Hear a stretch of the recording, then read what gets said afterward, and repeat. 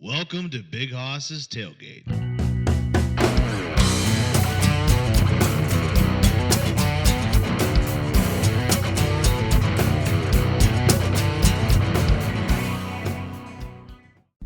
What up, buddy? How you doing? That's bad, man. How are you doing tonight?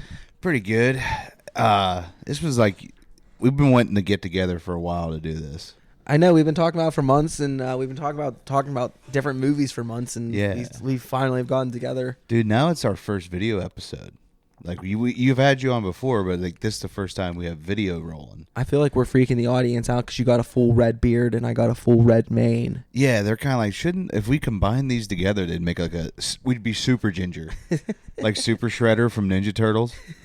Jesus Christ. I just actually watched that the other day. Ooh, do you know who plays Super Shredder? No. Kevin Nash. I don't know if I know. That name sounds Wrestler. familiar. Oh, shit. Okay, that's why I was like, I do know that name. That's Yeah, right. from what was that? New World NWO? Yeah. Yeah, sure. NWO. He was my pick for cable. I talked to him at a Comic-Con once about it. Really? Yeah, I met him twice. I seen him once with Scott Hall, who was Razor Ramon, and they both hit on Wonder Woman. There was a girl walked by that was cosplaying as Wonder Woman, and I just, as I'm taking a picture with them, I had my arms like around both of them for the picture, and he just goes, "My God, the things I would do to that." I'm like, Jesus, dude, like. Just they're both like talking about how they want to tag team Wonder Woman. It's How do you wild. know you're talking about Wonder Woman? He had his arms around you, Big Hoss. He was probably Oh like, no, all the things I want to do to exactly. you. We're like, man, I'd let her tie. Like he said her, so I felt good about that. I mean, I do have a lot of truths to Wonder Woman if she wants to tie me up. That's the whole why she has a lasso. Look into the guy who created Wonder Woman. He also invented the lie detector test. That's hence the lasso of truth. Oh, okay. But also, he was into like open relationships, had a girlfriend and a wife. My kind of guy. Was into bondage and stuff like that. Yeah. And like he was into the whole BDSM stuff. That's why Wonder Woman always had somebody getting tied up in the comics. It also explains the whole outfit. Oh yeah. He's a big he was a freak. So like when everybody was like, why does everyone sexualize Wonder Woman? I'm like, well, it did come from a guy that but he was also like a male feminist. He was like an early male feminist. I mean, fuck yeah, he wanted the women to have their free rights to the body so he could tie them up and do whatever he wanted to them. And I think he was a professor, so it's kind of like he had that whole I found a student thing. So like he was just like hitting all the controversial shit, and then it's like, I'm going to create the ultimate female icon in Wonder Woman. I think the only thing would have been better if he would have created April O'Neil. Good point. It would have bring it full circle, you know? Yeah. Are you a Ninja Turtles guy? Oh, I mean, I liked those movies back in the day. I didn't read any of the comics or watch the cartoons really, but those three movies. Especially the third one. I know it was the worst one, but dude, when they went to feudal Japan, goddamn, and just fought samurai, dude, I love that shit. It was like should an have been early cooler B than what it movie. was. It should have been cooler than what it was. It's one of those ones where it's like if you ask kids, what do you want to see your characters, and a 5-year-old told you that story, and someone said, cool, let's go make this. It's what you want, but it's bad. I mean, exactly. That's why I liked it Yeah. as a kid. Like that's exactly. You're like, well, what do you want as a child? That was exactly it. I loved it. But I love the first one though. The first one was like kind of like for everybody, where it was like we're just making a movie. Like it felt like it could have been RoboCop if they just went bloody. Like I like the first one because it had like a nice dark sense to it. Though I love the second one because it was goofy. it's too kiddie. But yeah, kitty. But yeah, no. The first one had like a dark grittiness to it, almost kind of like the updated Batman's did. And Okay. like I love that. I thought that if I remember correctly, those were awesome because of that. And then the second one, you have Vanilla Ice singing "Go Ninja, Go Ninja, Go." Okay, so here's a fun fact about Turtles too, and I think I was arguing with somebody on the pod about this. I can't remember. Where I literally said, if you watch Teenage Mutant Ninja Turtles 2, they never once used their weapons. Yeah, I did read that recently. I thought that was weird. Yeah, I don't remember that. And I thought they was did like, use the no, weapons. they totally did. I went back and rewatched it, like just the opening fight scene. They beat everybody up with anything but the actual weapons they have. Oh, that's wild.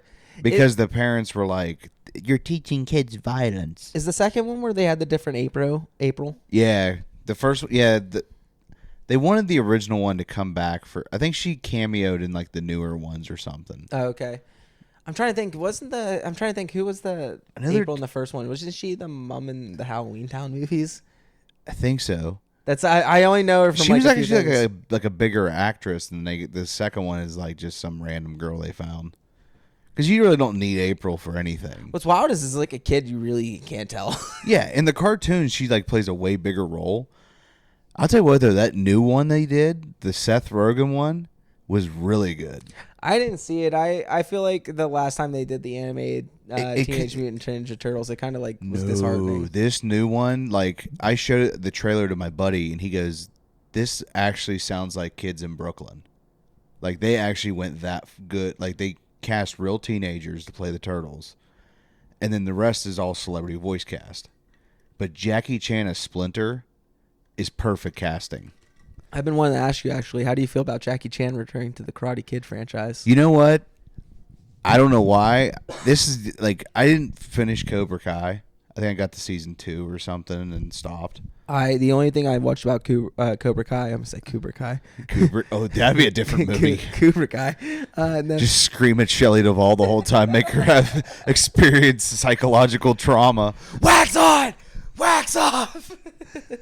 Again. 182 times she does wax on. No, but I never really watched the show, but I did watch a bunch of highlights, and I was like, I'm glad I'm not watching the show. I feel like it's a great show to watch with your buddies and get really stoned with, and just like kind of laugh with it. Yeah, it's more like a stoner comedy, but it's also kind of like it's a dude movie. It's not meant for it's not meant to win awards. But this new movie though, I'm like kind of hyped about it because you get to see the Ralph Macchio and Jackie Chan. Like you're taking like what we liked from both. You know what I mean? Mm-hmm. They're taking what we liked from both of them. Like okay, we both liked Ralph Macchio, and Jackie Chan was kind of cool in the Karate Kid reboot.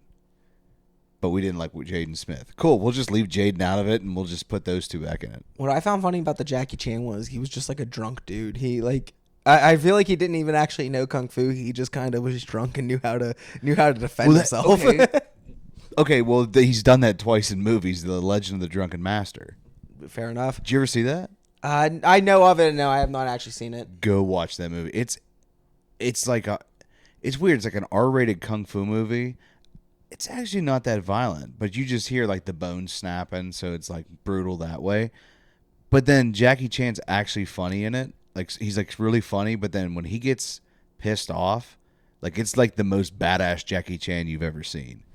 Now, it's just a GoPro. What is the over under you think of Hilary Swank appearing in the movie?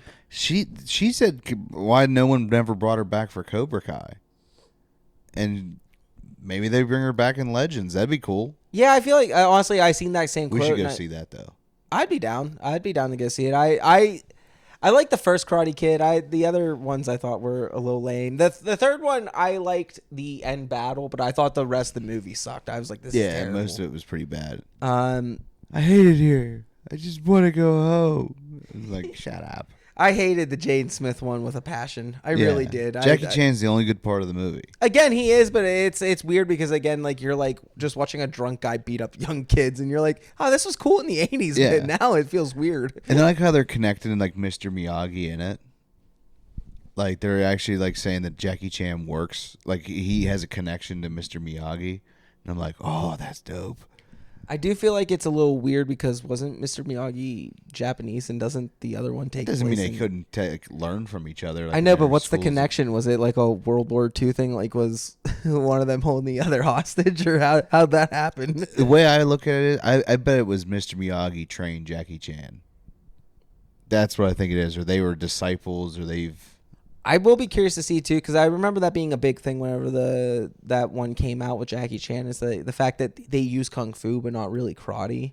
So I'm curious like how they're going to kind of. Well, the title would sound pretty cheesy if you called it the Kung Fu Kid. Yeah, absolutely. It wouldn't even just Yeah. sound cheesy. It just sound like a straight rip off whenever they were like trying to reboot it. So like I get why they did it, but like Yeah. I just remember that being a big thing. So feel I like wonder it's if they're what- going to address that at all. I feel like it's what white nerds call the Shang-Chi movie, the Kung Fu Kid movie. That movie was actually pretty dope.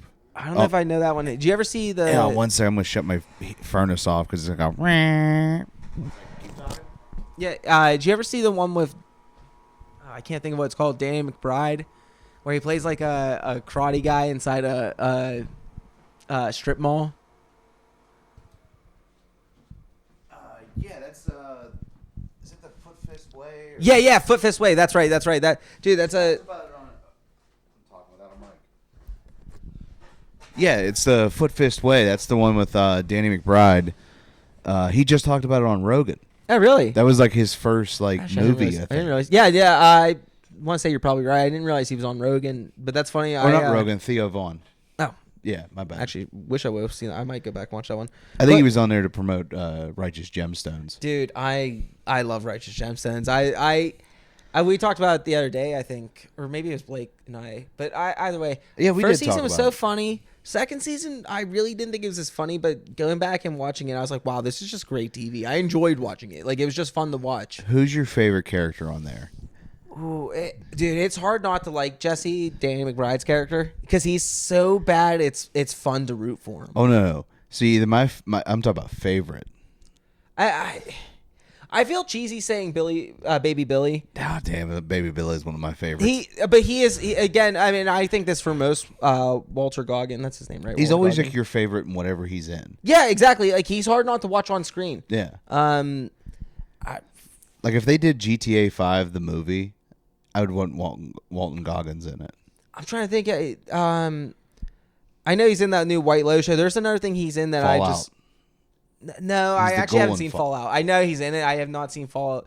There's another thing I seen him in recently that I was just like, wow, he stole the show, and it's gonna drive me nuts until I figure it out. But Wasn't he in Glass Onion? No, that was somebody else. I don't know. I did not like the Glass Onion Hateful movies. Eight.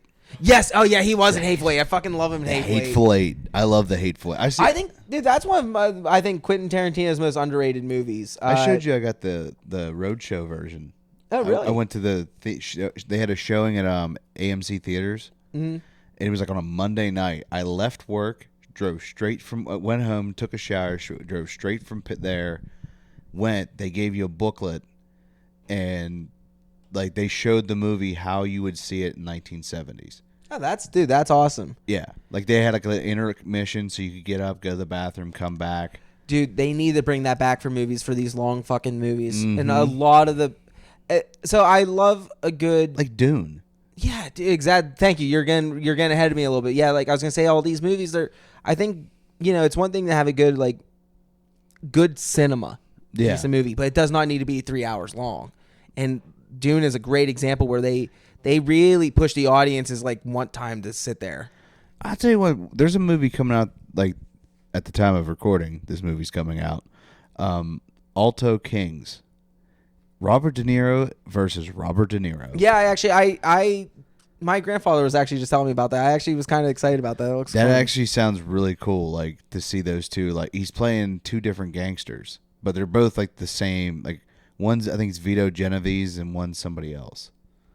Dude, I feel like they keep trying to redo good gangster movies, but they're not ever coming out that I want good. to see Pedro Pascal in a gangster movie. I mean, wasn't he in that Netflix show though, where it is like not No, that was gangsters Narcos. necessarily? Yeah. It's not. That's it's cartel. Yeah, I don't want to yeah. see. No, I'm talking about put me in a 1930s gangster movie. That's what I'd like to be in. I don't know. I like to say Pedro Pascal's like the Harrison Ford of our era. He is basically. I mean, he's hitting everything. I do like him a lot. He's fun to watch. It's weird that they cast him as Reed Richards, though. I would like to hear your opinion on that, because I don't think it's a bad casting, but I also you know my opinion on this. Spoiler alert, folks. I'm not the biggest fan of Marvel at this point. Yeah, I'm actually really excited for this because I feel like this is going to be their live action Incredibles. Because that's how you need to do a Fantastic. Everyone said for years, if you're going to do Fantastic Four, the best movie that's done it is The Incredibles. because it's a family superhero movie. That's what you need to make there. See, I feel like I got. I mean, I haven't like studied the trailer, but from what I remember of it, I feel like that was like kind of the vibe I got. It was like it's about family. Yeah, I John loved Dom Toretto's in the background. and I love. Family. I wasn't a fan of who they got to play Ben Grimm. Like, I would like somebody better. But once I seen it in the trailer, I was like, I can live with it. I like the guy, Joseph Quinn, the guy from Stranger Things. I like the fact that he's Johnny, and I always like Johnny. I like there's few superheroes. I never read the comics, but there's few superheroes growing up from those movies that I liked, and or the ones that even weren't in movies. I just like knew they were characters. I liked them. So like I'm glad that like I got to see some of these like things finally pop up on screen. I know everyone probably agrees with this. Agrees with the fact that they were happy to see him, but I know a lot of people disagree with how they felt about him. Was Channing Tatum as Gambit? I loved it. Oh, I loved it too, and I it's funny. My girlfriend was I'm dying. glad he got to like. My thing is this, because when I go to these Marvel movies, man, I'm like such a nerd that I know what movie's coming. So they announced him as Gambit like a while back, and they were supposed to keep making the movie, and it kept getting pushed. They didn't like the script. Well, right before when they was getting ready to shoot, Disney bought Fox, and it killed it. Because they said if the movie's not actively in production shooting right now, you stop what you're doing. And so that movie died when they bought Fox. Well, so I will say this, and I nothing against Channing Tatum. I think watching that character, I do think it would have been hard to watch the whole movie. Now, I don't think they would have made him as cartoony through that movie. Yeah, I think they kind of said, let's give them the cartoony Gambit from the 90s. Let's give it to him, and let's make Channing Tatum play him. Right. But I think it was one of those things like a good, nice cameo was perfect, and I think if reports are right, he's supposed to be probably cameoing later, and I think that'll be fine. What I'm hoping, but I don't know if a full Gambit solo movie is necessary. Well, I'll tell you what. And that's as a fan of it. I love the character. I what think they great. might do is, I mean, look at Logan, like Wolverine. You can't say that the same Logan that you see in Logan is the same one that we see in Deadpool and Wolverine, because it's two different takes. Like it's the same guy playing the same role. He's playing it a little bit differently every time. Right. I mean, obviously that was the like kind of the Look ongoing at the challenge joke. of that though. Like to take a character like that, like he's known to play this way. Cool. Well, now you have to play him super serious, but still maintain the character qualities. See, I feel like though for Hugh Jackman, that was probably fun because obviously it's pretty well documented that he's been trying to get out doing that role for a while now. Yeah. So like, I bet it was fun for him for that like And quick then moment to Deadpool just do Wolverine- different things with it. And then Deadpool and Wolverine, he gets to play the comedic version of the same character. Like, okay, I got to give the character, like, if I was going to end it, this is how I would end it. Now, here's what I would do if I was going to have fun with it. Like, still kind of like, okay, it's the same guy, but I'm having fun. Like, I feel like that's how he did that. Who do you think would be the next best Wolverine if you're gonna pick someone? Ooh, the next best. Everyone keeps saying the kid that was from Kingsman. I think they'll just get a new guy. I mean, my pick would have been Scott Eastwood. But the more they keep waiting to do a new Wolverine, he's going to be too old for it. So, Oh yeah, definitely. I think you kind of said it already. I agree with it. I think they should just pick someone brand new, almost someone unknown. I think you try and pick someone known, they're going to compare it too much to Hugh Jackman, and I think you'll still have that comparison if you pick someone unknown, but they at least won't have a body of work behind them. well, I know they said that Marvel wants to cast all new people for the X-Men because they said they want to cast young people so we can make multiple movies. Which makes sense. Like, cast somebody in their teens to play Scott Summers. That way, when you're on X-Men 6, he's naturally 30 years old. Interesting question here, because I feel like this one's not talked about enough. Who do you get to play Professor Charles Xavier? Because I feel like we already had two good choices. Patrick Stewart nailed it. I almost say bring back what's James McAvoy. No, I think he's starting to get too old, honestly, for one. And two, Actually, no, because Professor X can be however old he needs to be. Okay, that's fair. That's fair. I guess.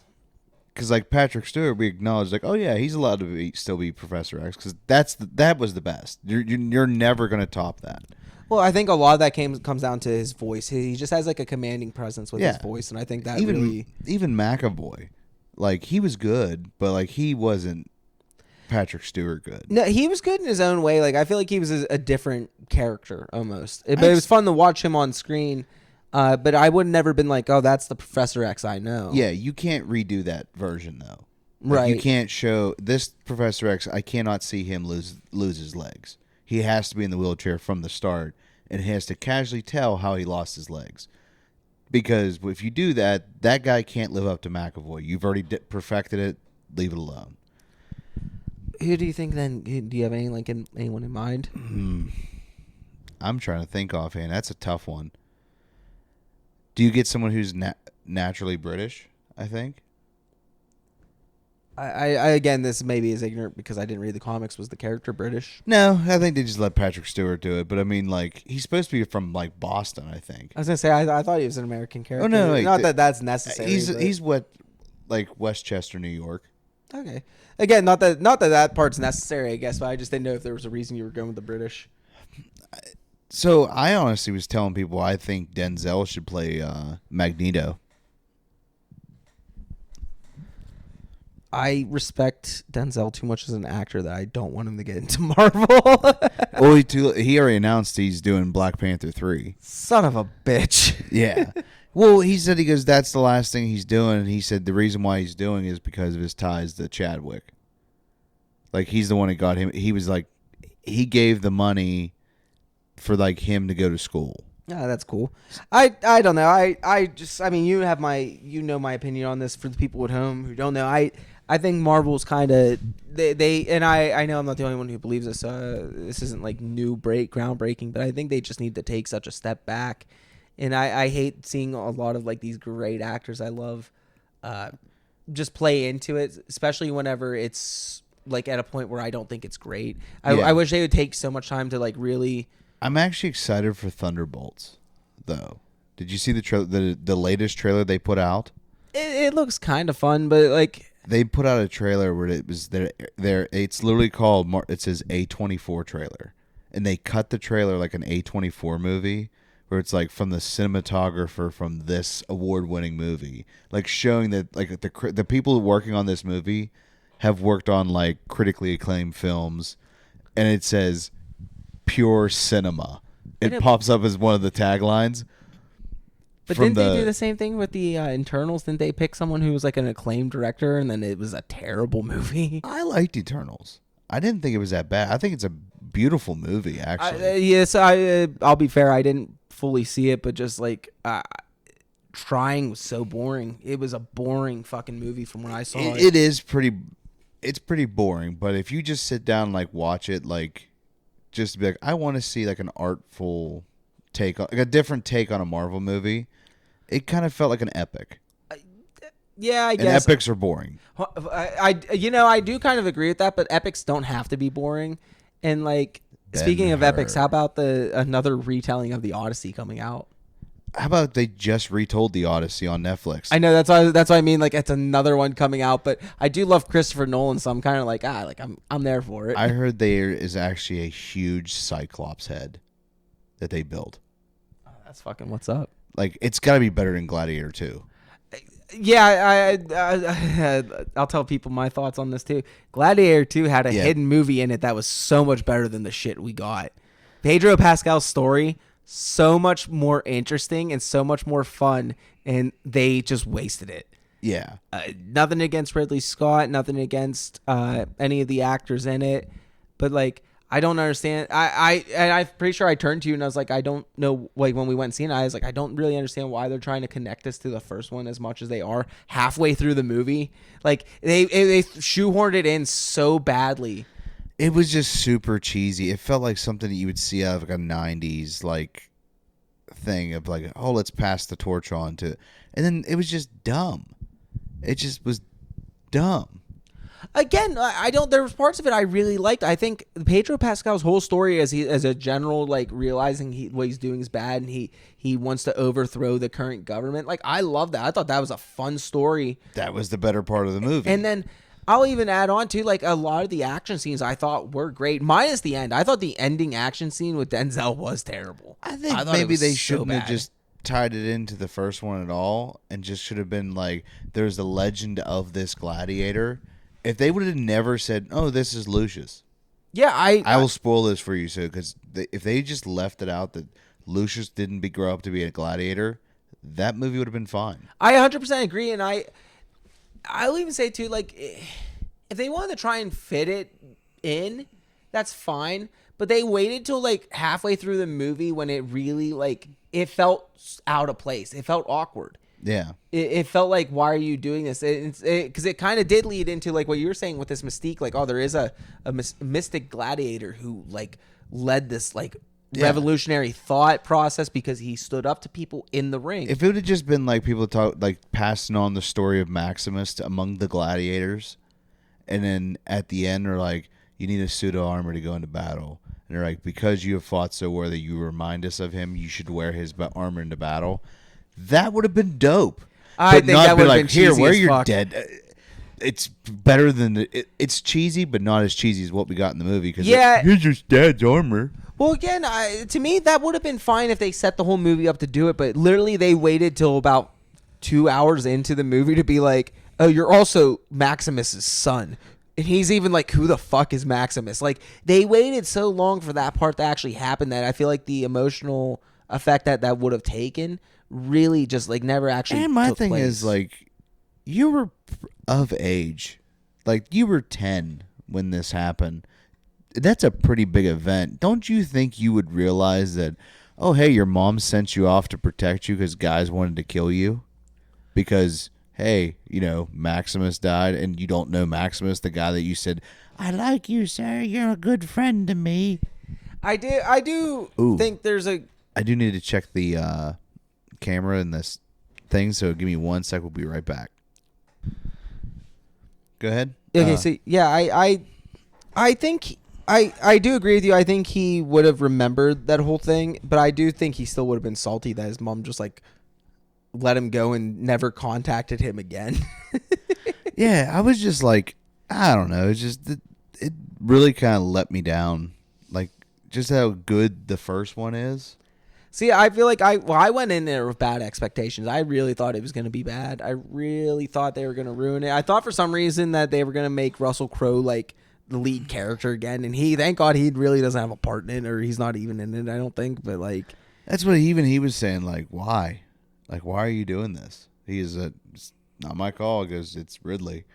well, I don't understand why. And I know this is like the big Hollywood thing now, but like, why couldn't they just make a cool gladiator movie and not have it be a sequel? That's all. Look at how many times Scorsese has done that with mob movies. He just keeps making different mob movies, and none of them are related.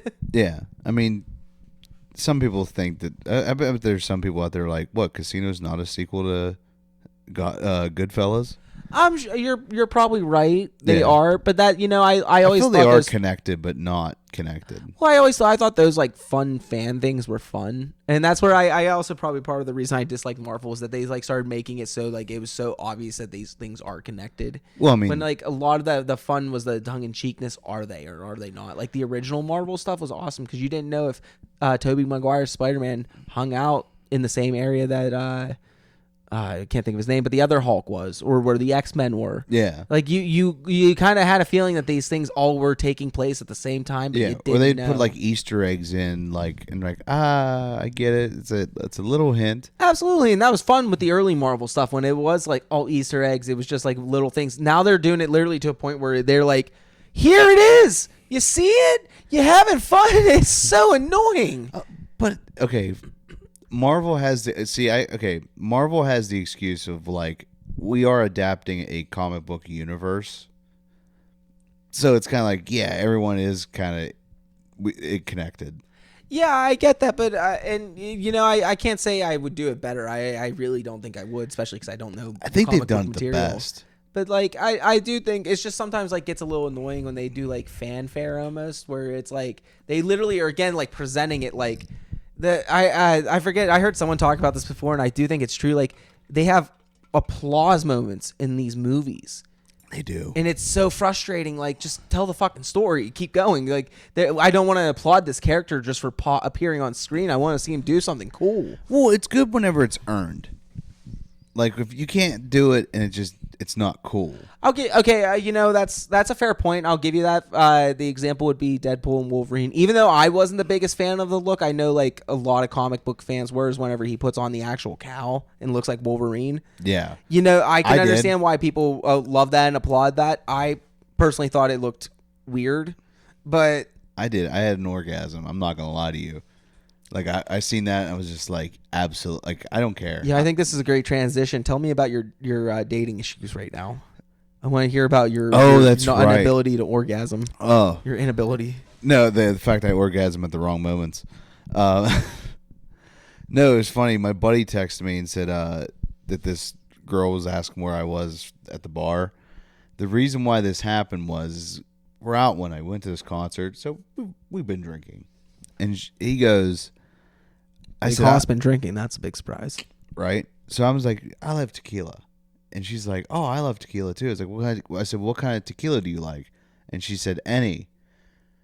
And I made a joke where I was like, oh, so you're like a bottom shelf kind of girl. Like, you know what I mean? Like, you'll take any, like, whatever. Did not go well because she's like, are you saying I'm bottom shelf? And it just started, like, and I just trying to dig myself out of the hole, and I just kept digging deeper. And I was like, no, I meant that you're affordable.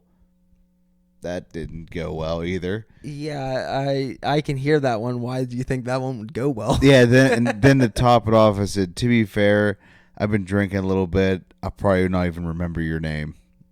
So now she's forgettable. Bartender was just like, dude, stop. You're done. I was like, I know, man. I'm just gonna give up. Buddy, I feel like you're setting yourself up for failure here. What are you doing? But I will say this. She is asking where you're at. So why are you not there? That's true. Why'd you decide to do this podcast with me when you could be talking to this woman up? You know, you could be rizzing her up, as the children say. I got a text response because he says she's all about the bottom shelf. And I'm like, oh, boy. Premium podcast content here, folks. He's texting women. That's true. Hey, I mean, hey, it's content, right? I think the better content would be you going on the glory hole Reddit. No, sir. That is weird that it exists. I will say that. You know so much about it. Hey, sometimes you just have to go on adventures and find out things are out there, all right? I never went to one. I just know they're there. You heard it at home, folks. Andy Rice, Has Big never went Hoss. to one. He endorses glory holes. No, I just know they exist. He endorses the adventure of finding out what's on the other side of a glory hole. Okay. If someone told you, hey, there's a glory hole at this one bar in Pittsburgh, would you not ask, like, how do you know this?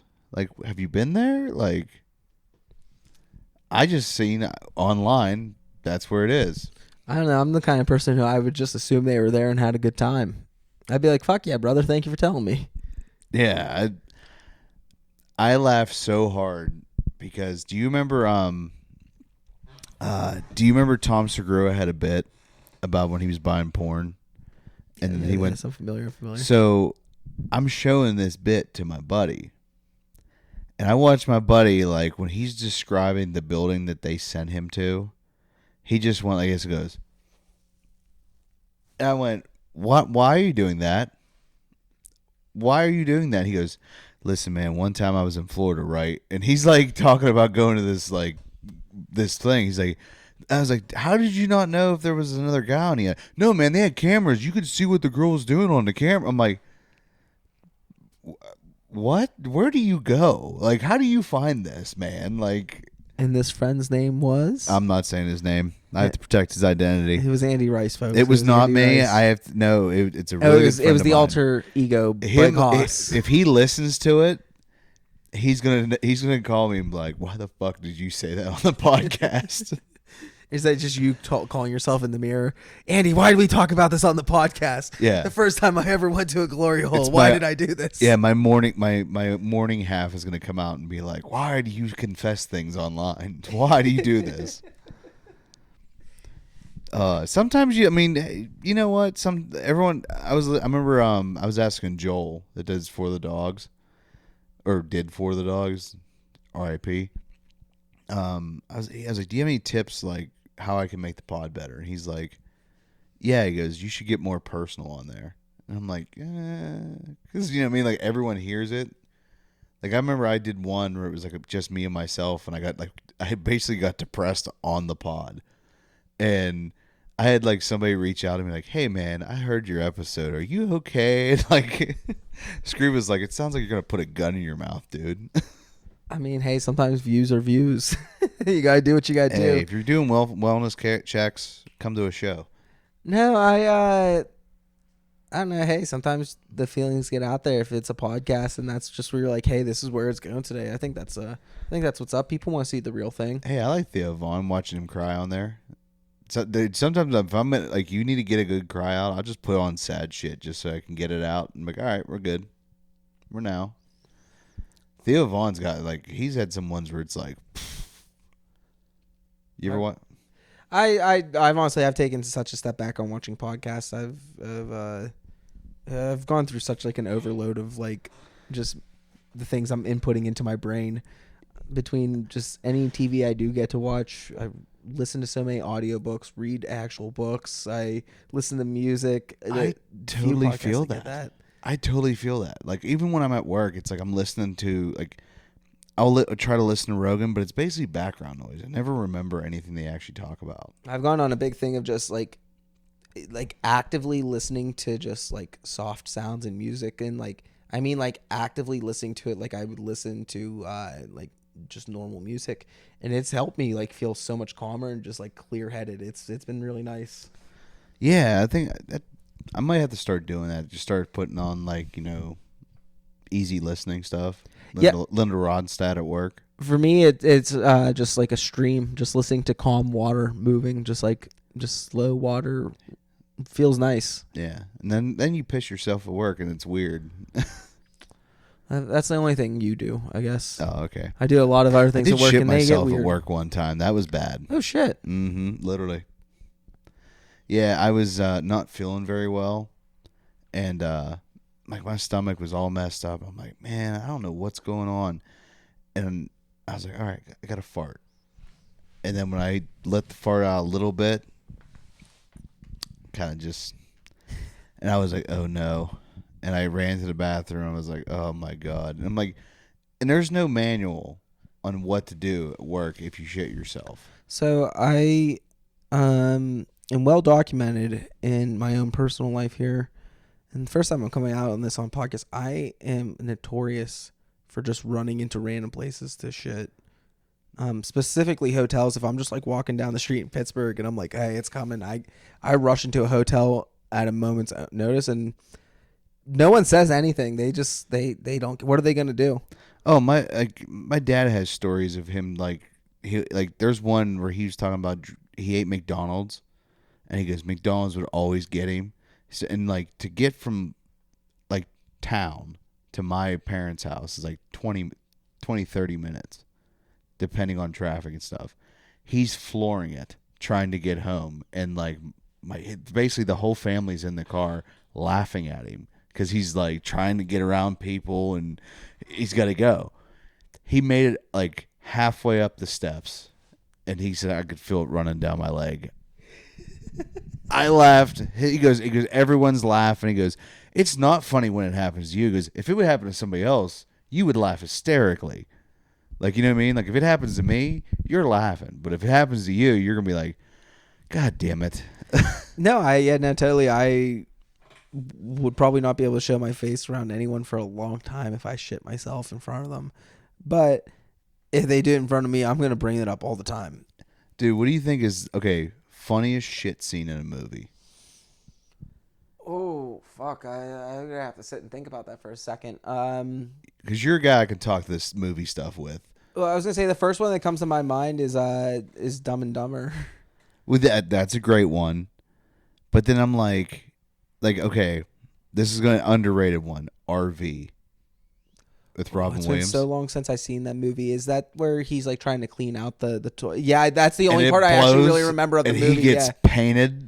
That's the only part I really remember of the movie. It was pretty funny, actually. For me to be the only part I remember, that has to be a pretty good scene then. I remember my dad was dying. Like my dad's like, an easy laugh. Any poop joke he will giggle at because he's like, it's funny. Right. It is funny. Like to watch anybody go, like.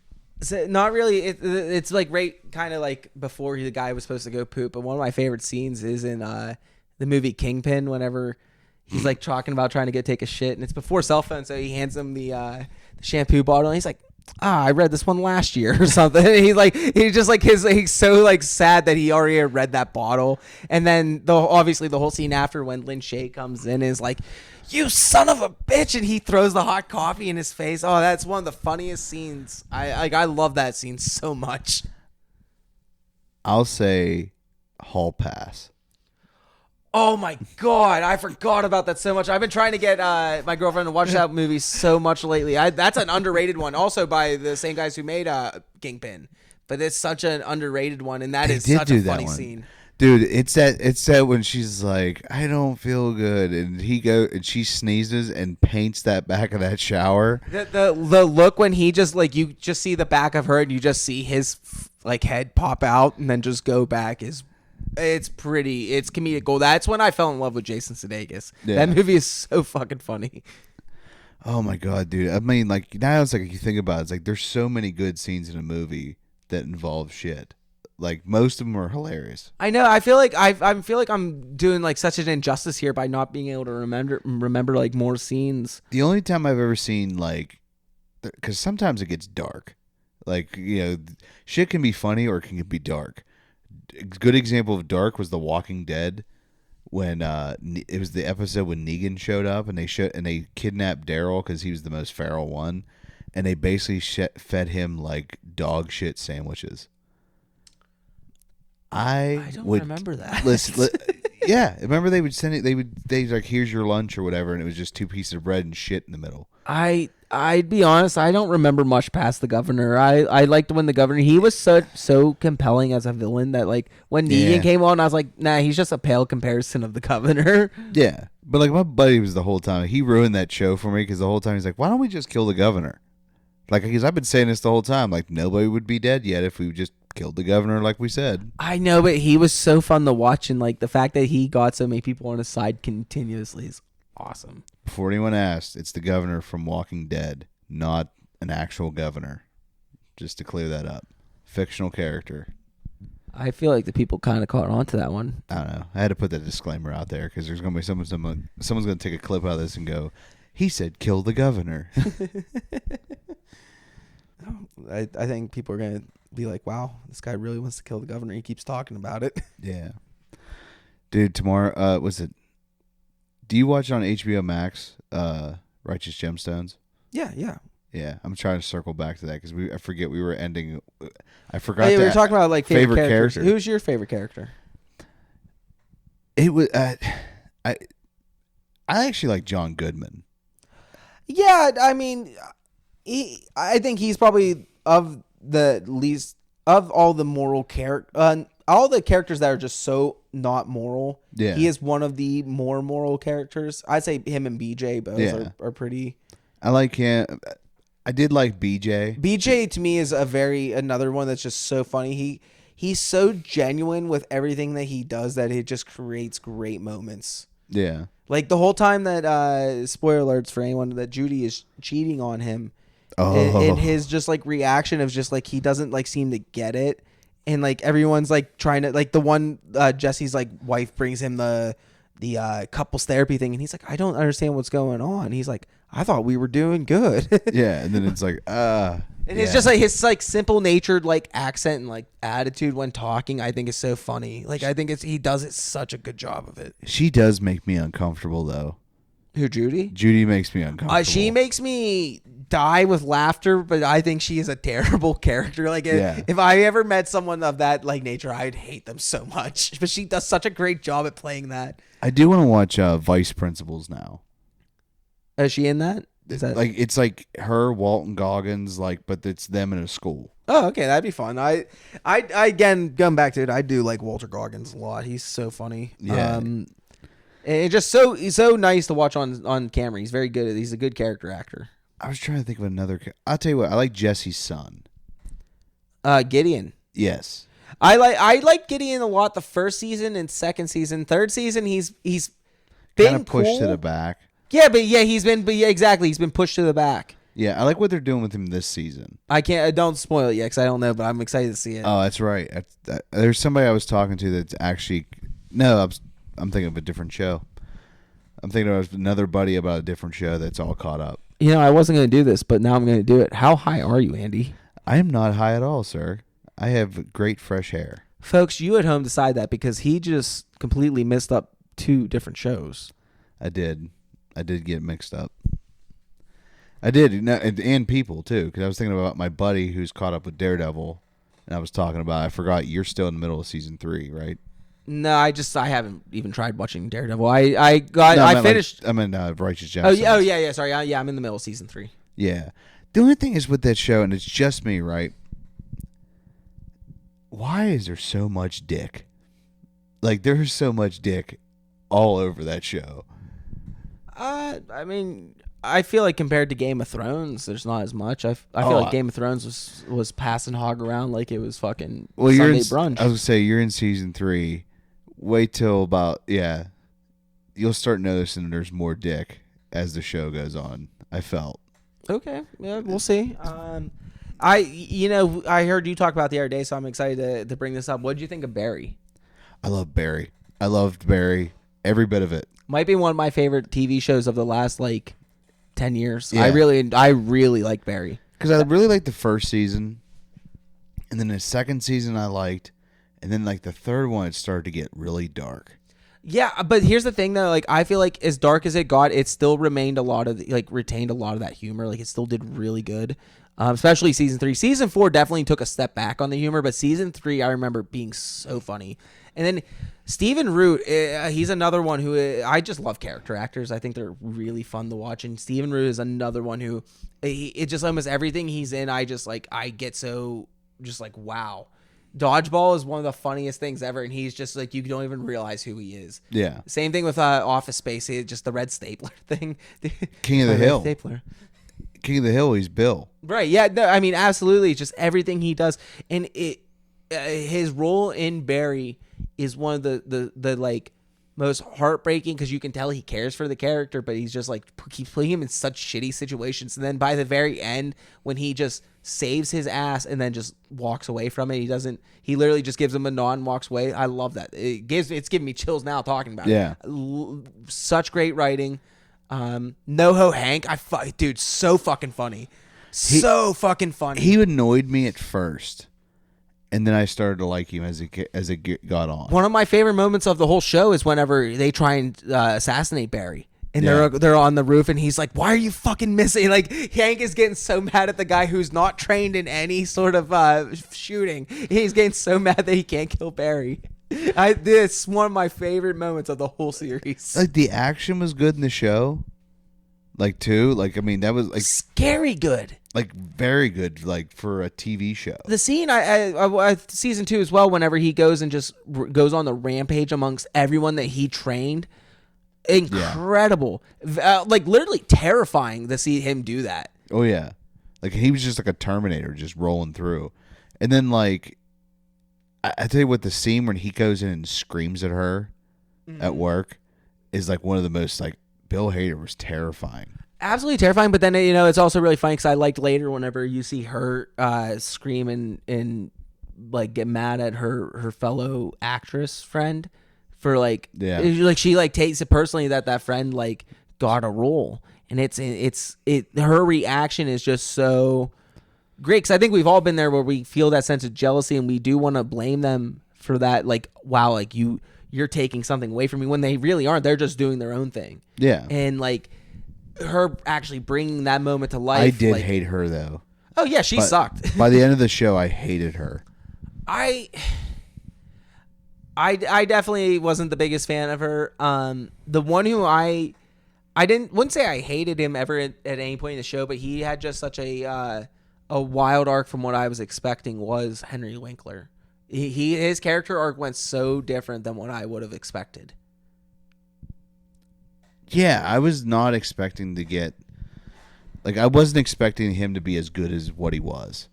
He actually really like surprised me as an actor in that show. Yeah, I mean, he also just And to see like such a sweetheart, like such a sweet guy, be an asshole. Because he is not liked in that show at all. Like, he's not a likable character whatsoever. He's not the least likable, though, either. I don't think anyone in that show is really that likable. That's why, like, the moments when there are likable people, that's why, like, the first 3 seasons, NoHo Hank is, like... Yeah. He literally is the most likable character because he is not bad. And then 4th season, he becomes a monster. But then it's the opposite with Stephen Root's character. You literally see him be a piece of shit the whole time, then become such a great character in the end. Yeah. And then they did. What did you think about the ending though? Like when the kid's like he was never allowed to see the movie that they made. I think that was all very. It was a little. I don't know. I didn't hate it. I actually really liked it, but something didn't sit right. Like I feel like the way they made the movie that was so fake of Hollywood. Yeah, Hollywood's known for stretching the truth and stuff, but it did seem like it was a little wild that they changed it that much. But then again, the way it ends, if I remember correctly, like no one ever realized Bill Hader was that bad of a guy. They thought it was Henry Winkler's character. Yeah. Right. So it kind of made sense, but it was. I think they made it look like Henry Winkler was worse than what he was, and they made Barry a lot better. Than right. What he Yeah. was. Yeah. Sorry. Yeah. You're right. I honestly, I wish I didn't see that part. I wish it would have ended whenever Barry was shot. I wish it would have just ended right there. I think it was kind of just like, that's the narrative that we want the kid to know. Like, that's what the kid should, that's what he should know, not what actually happened. Yeah, I don't know. I took it more as not really about the kid and like what he thought. I just took it as that like a commentary on just Hollywood constantly changing stories. They don't really know the truth, so they tell their own truth, and then people believe that to be the truth. Do you think she's more hated than Skylar from Breaking Bad? God, I hope so. I don't remember Skylar being that bad. It's towards the end. Okay, well, I will say I never end. actually watched season 5. Yeah, when you get towards the end, everyone hates her because like one, she's the one that's like, I'm all for it, and then calls him a monster whenever, he gets caught. Yeah, okay, but so did Carmela in Sopranos. She had a same moment where she calls Tony like a real terrible person for doing all this, and a mix of Tony and the priest are both like in separate parts like of the show. They're like, you indulge in this just as much. You're no better than I am. Like you like all the benefits. Yeah, like so like it's not the first time I feel like characters have done that. I just don't remember her being anything that bad in the show that I was like, The only part I didn't like her about, but I think her character was in the right. I just hated it is whenever she took away the Mustang from Walter Jr. Yeah. Hey, I'm gonna check the camera real quick, and then you want to wrap it up after this? Yeah, I don't know how long we've been going. Okay, almost an hour. Okay. And we're back. We took a little break there, charged the batteries a little bit. Charged our batteries a little bit. Oh, yeah, for sure. Let Seth play with my Wolverine claws. Oh, those were fun. Schnick, schnick. Very inefficient, though. I feel like if I ever tried to use those on someone coming in, like say someone broke in, I grabbed those as the weapons, I'm getting more hurt than anyone else. Dude, I would love to, like, are you a fan of, like, Elseworld shit? Like, like other versions of stuff? I like want to say multiverse. Yeah, stuff. okay, yeah, okay, yeah. Like remember the one? Yeah. Like fuck yeah, dude! I love that movie. Yeah, with Jason Statham and Jet Li. I was gonna say the fact that you didn't say Jet Li first is like just wild, but yeah, no, Jet Li rocked ass in that movie. I kind of forgot who was in it. That's why I said I just remember Jason Statham, but I was like, I know there's something like Jet Li. Dude, that was fucking what's up. That's also just a great concept. You just like you're stealing your other multiverse's powers. Yeah, that's what I was like. Oh, so like. I don't understand how people can't watch these Marvel movies. Like, I don't understand the multiverse. I'm like, did you ever watch the one? Well, it's weird because Marvel also tries to bring in like real science in it in weird ways, and like I'm not saying they're right or wrong for doing it, but I can see why people get confused then because like whenever things don't actually go right, but they use everything else to be right, it's a little weird. Well, Feige is a Star Trek fan, and Star Trek kind of uses somewhat real science. Right. I'm not judging them for doing it, but I can see Yeah. when people get confused like by it. They're like, some things are like real accurate and then other things aren't. Like, I can get that. Like like when you're gonna do Fantastic Four, you gotta get Reed Richards. You have to make sure he knows what the fuck he's talking about. Is that why you don't want Pedro Pascal in there? You're just like, I can't believe him being a smart guy. Like, watch the other two Fantastic Fours. Do you think the other ones are gonna be a super? No, you have to have the confidence to pull off a smart. No, guy. I think Miles. he can pull Actually, it off. that was my problem with Miles Teller. I didn't think I like Miles Teller as an actor. I did not think he was a Reed Richards. I didn't think he had not even cockiness as smartness. Like, he didn't even have like the humble smartness. Like, he had no level of like intelligence. He just felt like an average dude. Yeah, absolutely. And Like, he's just kind of smart. I did like the guy. I never remember his name. Ian something. I think I liked that guy though. I did think he was fun. Which one? The guy from the Ian Grufford. Yeah. Yeah, I believed he was smart. Yeah, I believed him to be an intelligent person. I didn't think he was ever cocky in any way, really, but he was like more of that like shut off kind of smart. Yeah. And I thought he did a really good job in that. Yeah, I think. Sorry, I was gonna say I thought it was funny in the second one, like when you get the moment you see him let loose, and I was like, wow, that's believable. That's exactly how a nerd lets loose. He's just like buys these women to dance with him essentially and stuff. Like that's totally what would probably happen. Yeah. So, and I think it's funny that like he has a superpower that could be really fun, but he's like a super smart guy. So he always like, what I mean, you never see him doing goofy shit. Well, you do again. You do in the original. The 2004 one or 2002 one, whichever one.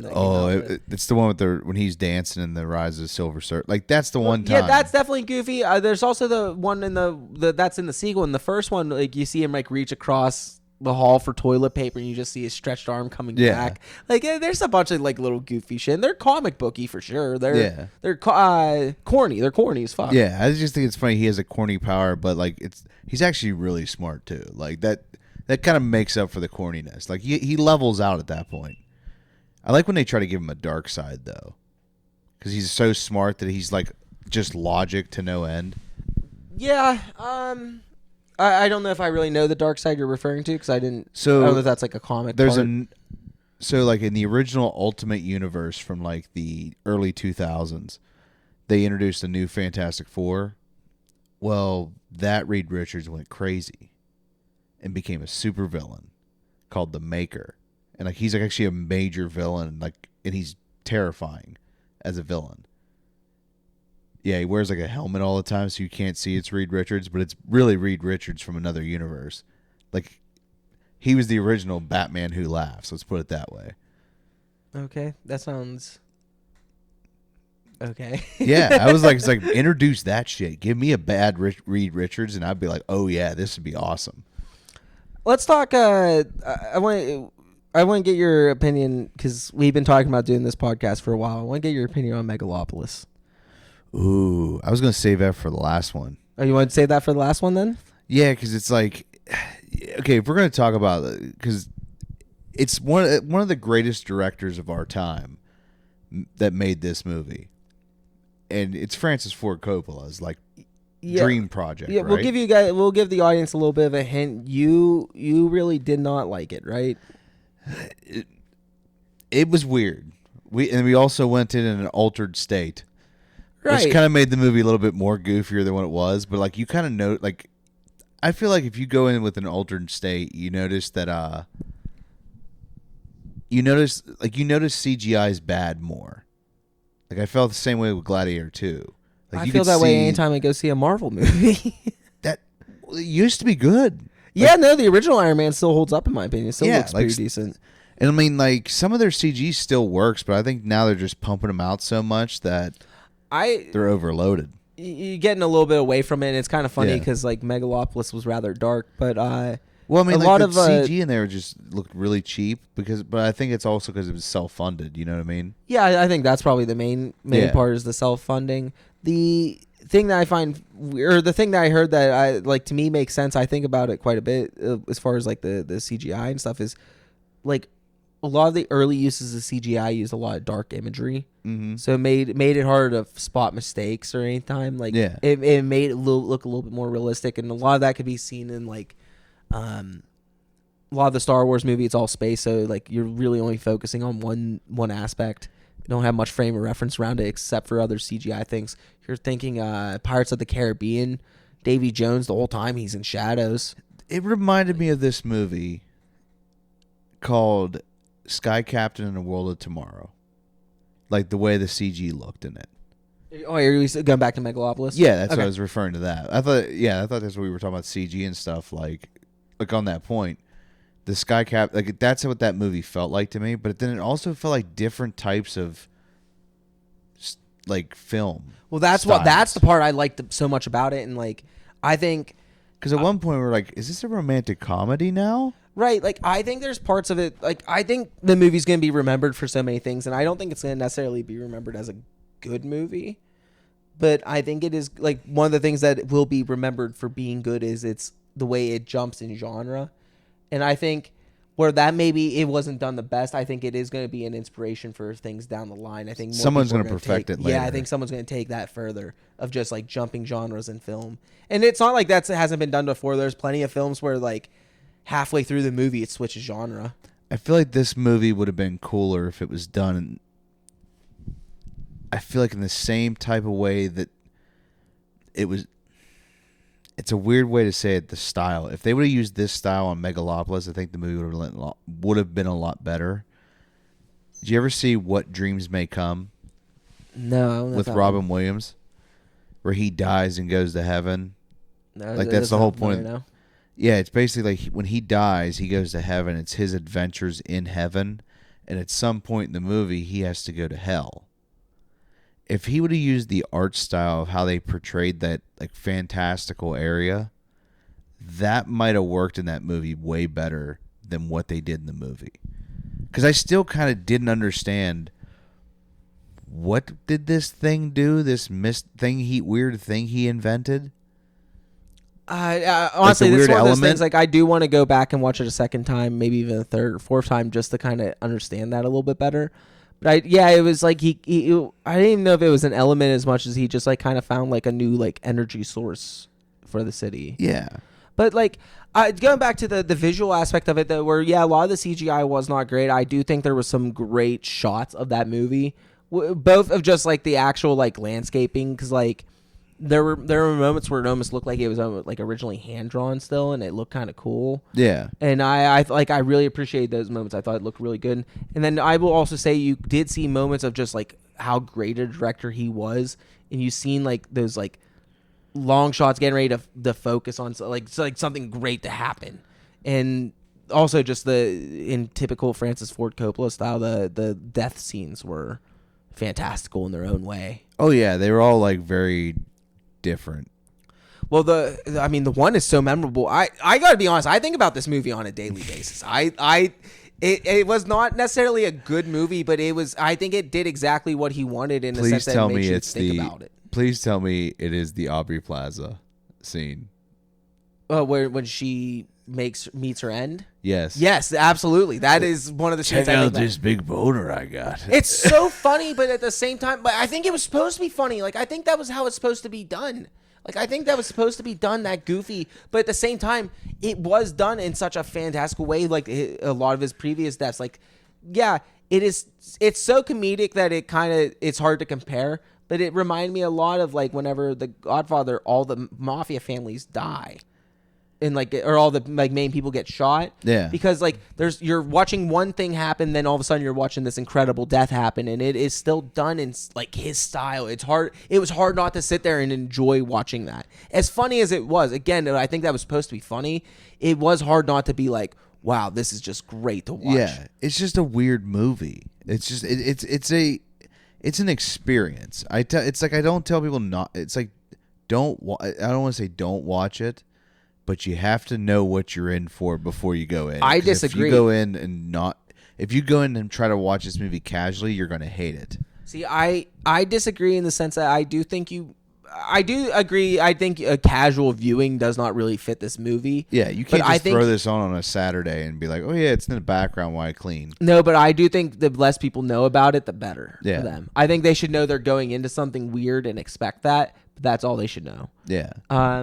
This is one you should watch with all your friends, so everyone can talk about it. Like it's a conversation movie. Well, so one thing to that, and then just like a second thing to add on even further. So that is also why I think I enjoyed this movie so much. Is you and I had such a fun time. Like anytime we could not stop laughing. Yeah. And I do think the humor in it was more intentional than we want to give it credit for. Yeah. But it was such a just great experience to sit there and watch it with you. And with that though, I do think, because based off like, did you see Coppola's response to getting the Razzie nomination? He basically is like, hey, like, and maybe most people didn't like this movie, but people will be talking about it in 50 years while most of these movies getting made now don't. It's a fun movie to talk about. Yeah, and I think I think his point is absolutely true, and I think that's what he was going for. I think he wanted to go for something that's going to be talked about. He wants to go for something that people don't necessarily understand.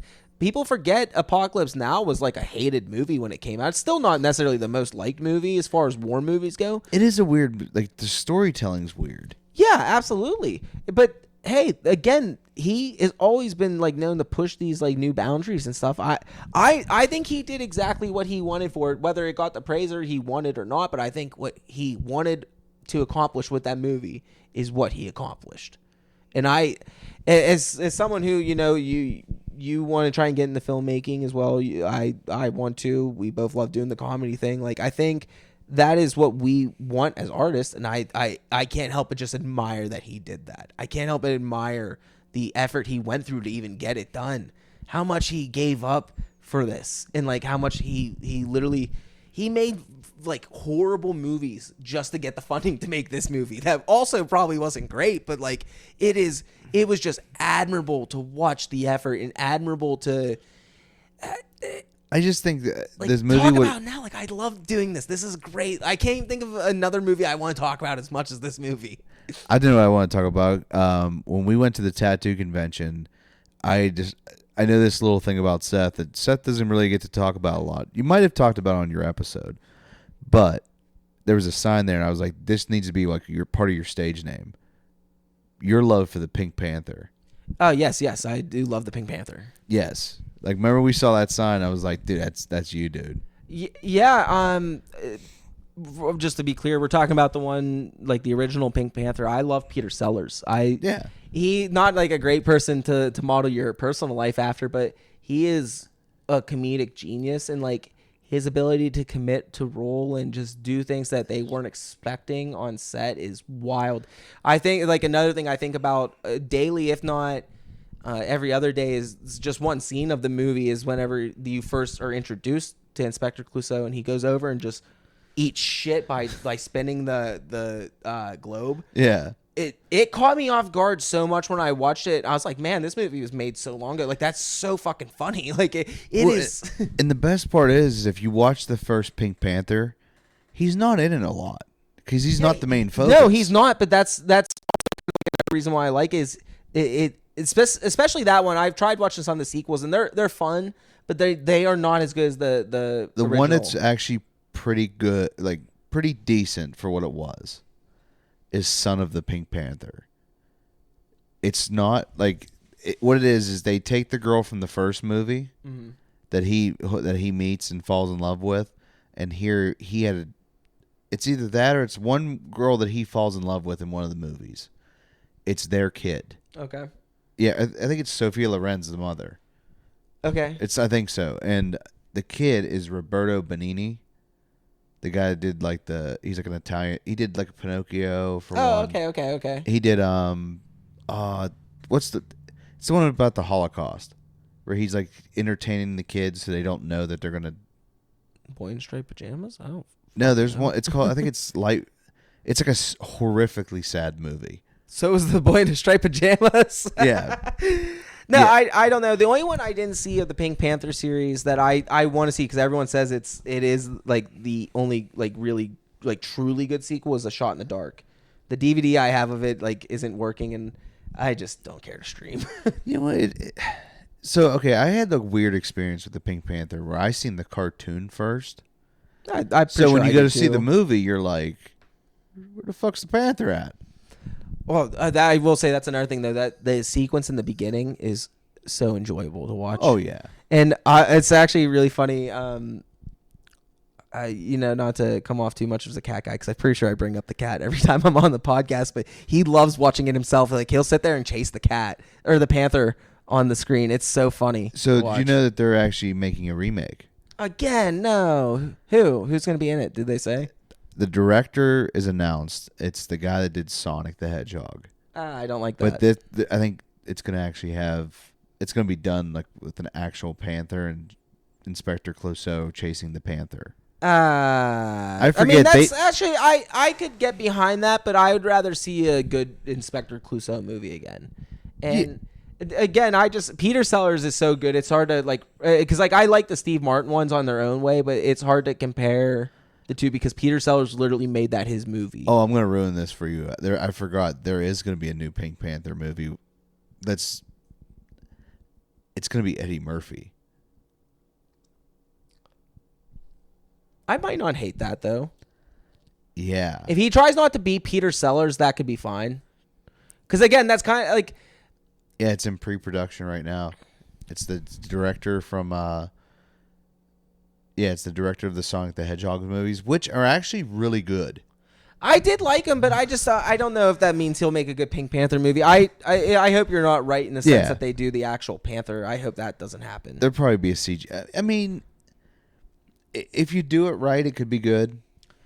No, but I mean, half the fun is it's a caper. There's like an actual heist going on. That's that's half the fun in the original Pink Panther. Like the parts that aren't related to Peter Sellers. What are you doing Saturday night? Tomorrow night? I don't know. You ask me on a date? No, because I just realized this because we're talking about cartoons here. There's a movie in theaters right now. There's a Looney Tunes movie in theaters. Oh, it came out. This? Yeah, I knew one was coming out. I didn't know it come out yet. Out of nowhere, this one they did called "The Day the Earth Blew Up." Yeah, I know. I'm well aware of it. And I heard it's really good. I didn't know it came out yet. I'd actually possibly be down for that. Yeah, I want to see that. And so they said the movie, and they said it's getting so much good reviews and stuff that a company bought Coyote versus Acme, the one that Warner Brothers was going to scrap. It was done. All they had to do is put it out. They were going to scrap it. It's with Will Forte defending Wile E. Coyote. Oh yeah, suing I the remember Acme that. company. Yeah, they were like, movie was great. They're bringing it's got saved. Well, what I read that makes this kind of fun and why I'm excited is it sounds like it's going back to like what the original Looney Tunes were like, and I'm excited for that. I heard Warner Brothers wants to sell it. Like they don't want to deal with it. IP? I think they're leaning so hard into DC right now. They don't want to deal with the Looney Tunes. Like it's not worth it. They're like, why are we sitting on this? Give it to somebody else. I mean the Looney Tunes is what built. This is Warner when Disney Brothers up. I feel like this when Disney buys the fuck out of them right now. I don't want them to do. No, Disney buys them. We get Roger Rabbit 2. I don't want a Roger Rabbit 2. I know there was a sequel book. I don't want Roger Rabbit 2. Roger Rabbit is perfect as it is. Leave it alone. I mean, okay, technically there is a semi-sequel to it. In film? It's a spiritual sequel. In film? Chippendale Rescue Rangers. Oh yeah, okay, but that's different. Like there is like an actual sequel to it. It follows the same detective, I think. You can't just do a sequel to that. But yeah, like I don't want any of that. If you want to keep it in the same realm, I think that's fine because that is like an interesting idea of just the world of like animation and whatnot crossing it over. And I will say that's why I love the Chippendales thing was the fact that they brought in the whole idea of the 3D animation. But like I don't want another I don't want them to try and recreate the love of Roger Rabbit. Just leave it as it is. Do something new. I just, you know what? If Disney does buy it, though, I realize this: we will not get the same edge to the Looney Tunes. Exactly. Yeah. No, that's why. I don't that want was what was it. nice about Looney Tunes is better than Disney ones because Looney Tunes would just pull out a gun and shoot you. Well, remember there was a while there where they did kind of get rid of the. They got rid of Elmer Fudd's gun, and like anytime he did something, it was like it's supposed to be a stick of dynamite, like that's any better or something. Yeah. But like, I think they got away from that, and that again, that's what I heard was so great about this upcoming one. Like, I wish I would have known it came out. I'm so mad I didn't realize it came out yet. Is that I heard it was just so like in vein of the original Looney Tunes style, and I think we need that in this world. Yeah, I really do. As kids who grew up watching this stuff on Cartoon Network, like Boomerang, dude, Boomerang Channel is the best because you can watch old Scooby Doo's. Oh, fuck. Someone was asked me the other day if I was a Scooby-Doo person. And I was like, am I a Scooby-Doo person? Let me tell you. Dude, I'm Shaggy if he was a ginger. Let's go. Yeah, like I don't remember this incident, but my stepdad tells me this all the time. He's like, we went to Six Flags when that was still around in Ohio, and I guess I got this like obnoxiously large Scooby-Doo balloon to a point that we couldn't keep it in the car. We had to like hold it out, but no one ever tied it on anything, so I just let it go and it went away. Instead of getting upset like a normal like kid would, I was just like, bye, Scooby. I knew I was like, that motherfucker's going off to solve mysteries. We're in a safe world right now. He's like, Dinosaur Jaggy. Dude, I remember when the Scooby-Doo movie came out. Oh yeah, dude, those movies were awesome. The first movie is written by James Gunn. I thought both of them were. Yeah, he did both of those. I was gonna say, the sequel's also good. The sequel's definitely not as good. See, growing up, because I was growing up as a Christian, my mom was like, no magic or nothing. So for Scooby-Doo, it was iffy because, hey, where did the monsters come from? Are these like our monsters? Or are they demons or whatever? Like, I don't know. And there's like ghosts in it and stuff. Right. But me and my nephew like watched that movie together. Like we got it on DVD. I freaking love that movie because it was so cool to see Shaggy and it looked like Shaggy from the cartoon. Scooby looked cool. Like they actually nailed the characters down. Oh my god, yeah, absolutely. And I'm drawing a blank on her name at the moment, but I still have a crush on Linda Carlini. Yes, thank you so much. Dude, I loved her in Good Burger when she plays the crazy woman. I love her so much. And her Velma, I always had a thing for nerds. So like her Velma was perfect. She had the voice, everything. And it's weird too because I had my own separate crush on Sarah Michelle Gellar. Thank you. Yes. I like how her and Freddie Prinze Jr. like got together. Well, that's it. Well, that's the thing. Like I always liked them in that I Know What You Did Last Summer. Like before, I really liked horror movies. I like those kind of shitty ones. Yeah. And I love them together. So like between them doing that and then Scooby Doo, I was like, it just like kind of warmed my heart to see them in it together. Yeah. But then like the actual crush was Velma. That's fair. Yeah. And then when she has the bodysuit.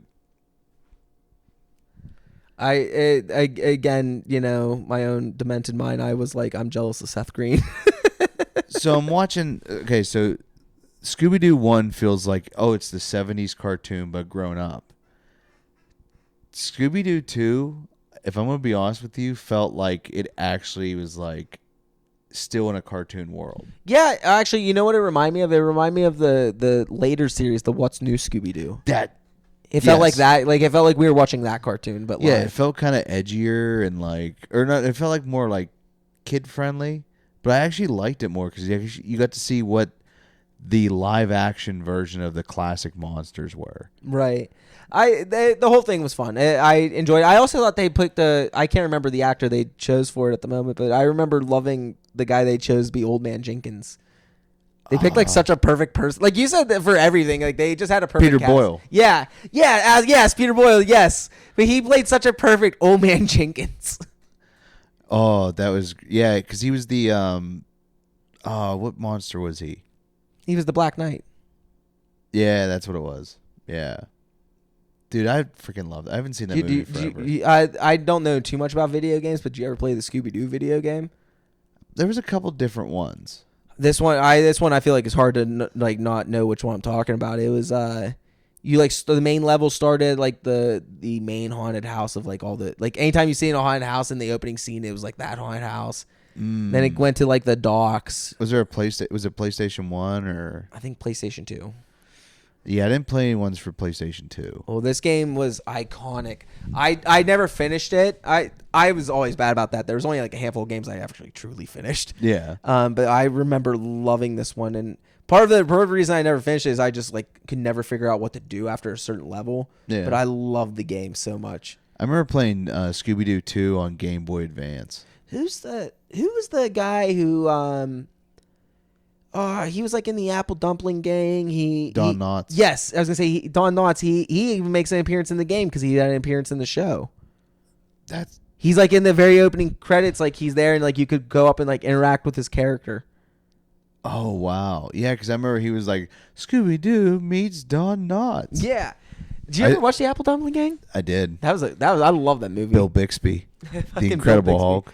The second one's way funnier though. I never actually seen the second one, but that one's got Harry Morgan from like MASH. Mm-hmm. He's in it. The guy that plays, he's the voice of King Triton. Okay. And Little Mermaid. I don't know if I know who that. Kenneth Mars. I don't know if I know who that. He was in The Producers. The guy that wrote the Hitler play. Oh no shit. Yeah. I knew that was the same guy. I love The Producers so much. They just did there's a local production of The Producers that just got did the casting for it, and if there wasn't so much singing, I really wanted to go do like background work for it, but I can't sing. Be in the crowd, springtime. Oh, dude, I truly. Oh, I gotta check the camera. Be right back. And we're back. Just after 1:30 in the morning. Yeah, I mean, hey, you know what? Late pods are fun, especially if you're doing it with like people you're cool with. Like, you were there when I first started doing comedy. I think you were at my first mic night. Nice. Yeah. I know we're the same class. I didn't know when your first mic was, but no, that's awesome. It was in May. It was like around Memorial Day, I think. Nice. I think you and I started around the same time. Do you remember the date? I just know I think it's like the last week of May or something. Okay, I started May 15th. So. Oh, okay. So again, we were the same month, so. Yeah, it was crazy, and I met Gilkey that time. Gilkey's still somebody I need to get on the pod. Gilkey was one of the first people in comedy I truly met. He helped me like find the Facebook group and stuff, like because he already knew about it and was coming down from Erie, and like that's how he knew like where to go and stuff because it was from Facebook, and I was just finding random places however I could. So he helped me like actually introduce me to like the comedy scene. Yeah, I remember meeting Josh for the first time at Written Hour, and he was like, first thing, lose the hat, lose the glasses, lose the beard. And I was like, all right. I remember Written Hour told me to shave too, and I was like, we'll see. Yeah, it was one of those like, nah. It was just, it's one of those like, you know, we were all listening to the same. Yeah, I was videos. gonna say, I think that's just like older advice. I think the times have kind of changed in that sense. Oh yeah, I don't think it's necessarily wrong though, because I have shaved and gotten better laughs. So I don't think it's like wrong advice necessarily, but I don't think it's as important advice as what it used to be. But it's also like going to the barbershop is expensive. So it's like I can't just go to the barbershop all the time and get cleaned up. I mean, especially if you have multiple things going on, you're like, I can't just go cleaned up. You know, I'm getting paid less than what the barbershop trip is. But then we just do it for the love of the game too. Yeah, I mean, hey, that's the point. That's why we do this. It is fun. I went and hosted an open mic at Sidelines, and I made a comment up there where I was like, "Yeah, you want to know why I do this? Because my dad didn't hug me enough." Like, I actually got a decent response out of that one. But that's literally why we do it. It's like, so someone didn't hug me enough. I don't know. I mean, yeah, I think to put it a little bit more generally, I think we kind of do it because we saw something we didn't like in the world. We want to make it fun. We want to make something funny. Like that's our way of coping with like the negative parts we've seen. It's just the humor. And it's just there's nothing that beats when you made a whole room of people laugh. Yeah, no, that's its own high. Like that's like a drug in itself. Like the idea of that's why we keep going up there is to make more laughter. So it is. I get what you mean. Like you can't explain it to like someone who doesn't do comedy. It's like there's something about that rush that you went up there and you crushed and everyone laughed and somebody walks off and you just you were undeniably funny that night. There's no better feeling than that. You're just like fuck yeah. Like you could just be, like you won't sleep. Like I said, like there's no drug in the world that can compete with that high. It feels like no, not at all. Yeah, not at all. I still wonder if DMT will. I think we're just entering two different beasts there. Oh, really? Yeah. That's something that's like, once someone tells you about it, you're like, I want to try it, but I don't know what's going to happen. I think exactly what you read is going to happen. I don't know. I haven't done it either, but I think it's pretty... I think everyone experiences their own thing, but it is like a kind of like a similar thing that happens for everybody still. Yeah, I hear it's very quick, but Yeah. like it feels like a long time. I want to try.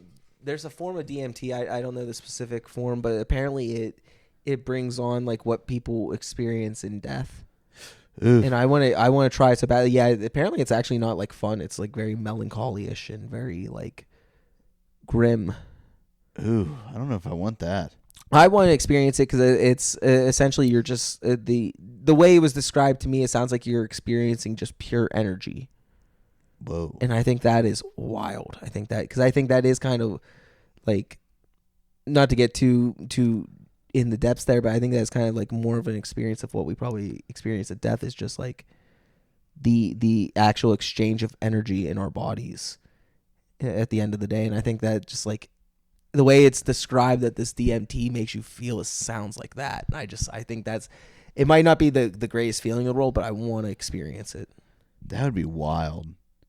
See, that's my thing is like when you hear things like that and then you do it and you're like, I don't feel anything. Then you're mad. You know what I mean? Like somebody hypes everything up for you and you're expecting like, I'm going to have power surging through me. And it doesn't happen. You're just like, oh, this sucks. I've never once thought I was going to have power surging through me, but I don't know, man.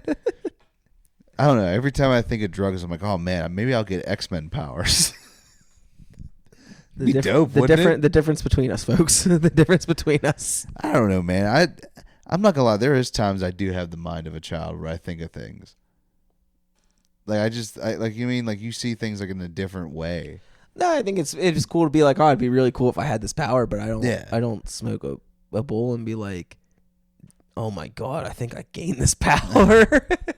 Well, it's kind of like watching what is it? You ever see it's with Ben Stiller? You just said you ever see the with Penn Stiller? Yeah, it's The Secret Life of Walter Mitty. I've seen bits of it. I've never seen the whole way through. I mainly just caught the ending when he tells Adam Scott off and then goes and visits Sean Penn. I can identify with that, like imagining yourself in extreme scenarios. Like it's one of those like he'll be sitting there just daydreaming about something, and like he's for some reason like fighting bad guys for some reason, or just climbing a mountain, like something, and then it cuts back to him, and it's just he's doing something every day, like an everyday life thing. He's just like yeah, well yeah. I'm just saying like he's just like dreaming, like daydreaming and stuff. It's like I've done that, like where you're driving to work and there's a guy in front of you, and you're like, I wish I had a James Bond rocket car and I could just blow this guy up and keep going, you know. I thought you were gonna go a little bit of a different way with the question, so I'm gonna shift to the movie I thought you were gonna ask. Very underrated in my opinion as far as superheroes movies go. Did you ever watch Push? Chris Evans. I've never seen. I remember the trailers when it came out. I never saw the movie. I remember going to see that movie in theaters. That was fucking awesome. Desmond Houston, the guy from like Never Back Down and stuff's in it. Yeah, dude, I used to love that guy. He was awesome. He was like a real badass there for a minute. I think the first movie I saw him, it was in Tomb Raider 2, Cradle of Life. Yeah. I'm sure I've seen him in something before that, like probably like Tomb Raider, but I didn't realize him. The first one I recognized him in was Never Back Down. That was purely a movie for someone in their like a male in their 13 to 14-year-old range. Dude, they don't make movies like that no more, man. They don't make movies like that no more. I don't think they need to make another Never Back Down. But it was, dude, they got like a guy who looked like a young Tom Cruise to play the lead. It looking back again, it's definitely for men in their teenage years, but it was a fun ride. Heck yeah, that's what we should talk about. We should come back and do an episode about like man movies. Well, hey, comment on the pod here and tell Andy how much you want us to do our own movie podcast. Something we've been talking about for like 2 years. We could call it. No, we can't call it Whiskey Gingers. That sucks. Isn't that Andrew Santino's thing? Yes. Damn it. Damn it. A podcast that millions of people watch. Yes. Damn it. We're just gonna get drunk one episode and we'll call it Whiskey Gingers. And we will get sued a lot. Not if it's a special episode. That's how we do. It'll be episode title, not the title of the pod. All right, guys. Well, yeah, Seth, tell people where they can find you. What do you got going on? You can find me on all social media, Seth Queen _comedy. Actually, Andy, Big Hoss Rice here is going to be on a show with me here in Butler at the Hobnob Studio Theater, April 11th. Get your tickets while we still can. After that. Son of a bitch. I know, man. I bet it's the problem with banking episodes up. No, that's fine. I only have like It's one actually thing to plug. Might be coming up on our 2-year anniversary of comedy. Nice. Yeah, I seen you pull back when I did that. It's coming up on our 2-year anniversary. You were like, of what? And I'm like, oh, of comedy. Well, I didn't know if you meant the podcast already. I was about to be like, damn, I didn't know you were doing this for 2 years. Man. I know you've been doing it for a while, but we were supposed to get Letterman jackets. I don't know what happened with that. when the fuck were we supposed to get Letterman jackets? I thought we were supposed to all get Letterman jackets with like. Who the fuck said that? I think it was it might have been a Davey idea, so that should tell you something. I didn't like It could be a Letterman Dave jackets in high school. Kaminsky Why the idea. fuck would I get one for comedy? I don't know. It'd be cool. We'd have little pins on it because it's like, yeah, I don't know. Folks, comment if you want to see Andy in a comedy Letterman jacket. Heck yeah, I'll cut the sleeves off. All right, guys. We'll see you later. Bye. See you, folks.